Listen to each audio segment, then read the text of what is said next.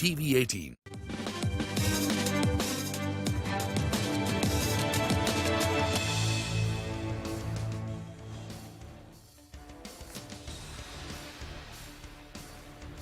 For 30 years, Mr. Aditya Puri strode like a colossus on the Indian banking scene. But since he retired from HDFC Bank in October 2020, we haven't been able to get him on camera. Today, I got some unexpected help from his wife, actually, who has written a delightful book, Adityanama, The Man Behind the Banker. And both Mrs. Anita Smiley Puri and Aditya Puri have been good enough to come over to our studio. This is the first time that the author of the book and the subject of the book have come for an interview, so I am delighted. Thank you, Lata. Always a pleasure with you. Yes, thank you so much for having us. Okay, well, first, I must tell you that this is a delightful love story. Mrs. Puri, I wanted to ask you, you all met, you as a college student, Yes. fell in love, and then it turned out to be arranged because his bua knew your chachi. Yes. This is like filmy. It's really a miracle because I thought, okay, it's just that, one party. Okay. And then I, got into my Miranda house, studies, and I didn't think about it. But his, cousin sister who had taken me to the party, he kept asking her, where's that friend of yours? Because I want to marry her. Okay. And she said, I've lost track of her. So it was quite a thing when he came to see me because the Bua and Chachi, sent the proposal to our respective parents. Yes. When he came to see me at my sister's home, when the proposal came, he actually just came in, he saw, and he just said, okay, in his mind, but I didn't know. He didn't ask any questions and Yes, you were angry. he did not even ask me one question. He just saw, okay, this is the same Smiley that I've been searching for. And he just went on to the bar to have a drink. Okay. Well, let me come back to the story of Mr. Puri's career. Mr. Puri, your story is like, a very amazing tale of climb. You started as a paying guest in a dingy apartment in Mumbai, and where the landlady just gave you half a cup of tea and a biscuit for breakfast. I mean, this is a very big climb. You think this is still possible? What do you owe this dramatic success? Of course it's possible. I think you need God's grace. Yeah. So firstly, Lata, I was from a small town like Chandigarh. And in Chandigarh, if you're reasonably well off, you're a big shot. Okay. And there was lots of space, etc.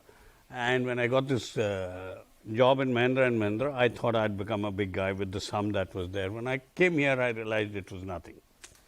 So and most of us at that time, even the Levers guys, my cousins from Levers, my friends, we were all paying guests in that famous oval, opposite the oval, that whole thing. Okay. But mine was a little more down market. I came there later. So yes, it was to the extent that the first time I saw the rush coming out at Churchgate Station, I went back. Okay. Now, the fact, however, was that it built a determination that I got to beat this year. Yes. I'm not going to. We're not going to sit there. And in fact, I said, because when you come from a small town, you're a member of the club, you're a member of the golf club, you know everybody. Here, I was nobody. Yes. But I said, I'm going to do it. And the advice would be only this, that do what you're passionate about, work hard, and also have an emotional coefficient. People only get there. And then nobody can stop you. And especially today. I'm glad you said emotional coefficient because Mrs. Puri points out that among your big qualities, best qualities as she calls it, is you're a man with humor and you are a foodie. I'm going to come to the foodie a bit later. But a man of humor, you think that is a very big ingredient in success? Yes, I think the overall package, you can't be too serious. And also you got to roll, you got to go up and down and roll with the punches. Nobody is going to have a straight climb. So you've got to have that tenacity. And a bit of humor can lighten almost any situation. So I think humor, some empathy, lack of ego. You got to be humble. Your ego will kill you one way or the other. Okay. Well, actually, she speaks about the fact that you're extremely fair to colleagues, even when you are harsh with them. But Mrs. Puri, one of the nice things, and not many people can do this, you said he never brings his problems home. Yes. Didn't discuss the tensions. You know, my father used to come home with a briefcase full of papers from his business and then open it out when he would come and he would be, you know, Working at work. through. So when I got married, I asked him in the evening when he came back from work, I said, "Where's your briefcase?" Because I was so used to my father. People He carry said, home. "What briefcase?" Since then, I've never seen even one piece of paper come home or one problem come home. And later on in the day, you know, next day I would get to know that there was a big problem at the bank. Oh. But I never got to know. But you do say that the change to Citibank, there was a lot of think. In fact, in quotes, you say he would ask, "Smiley, did we do the right thing?" So those were very difficult days. The change from Citi to the HDFC HDFC Bank. Yes, it was, because I was living like a queen in Malaysia. He was CEO there and they would call me Lady Boss. Okay. And Lady Boss shouldn't have any problems at all. Whereas here when I came, people didn't even know the name of the bank. And they sort of used to, actually we lost a lot of friends also at that time. Because from being somebody, I mean, we were nothing. Yes. So it was a big change also, even my lifestyle, because it was a large, grand home and we had a lot of cars and drivers and all. Whereas here, since the bank was, a newborn baby, so we did have not Adjusting many, to a smaller house.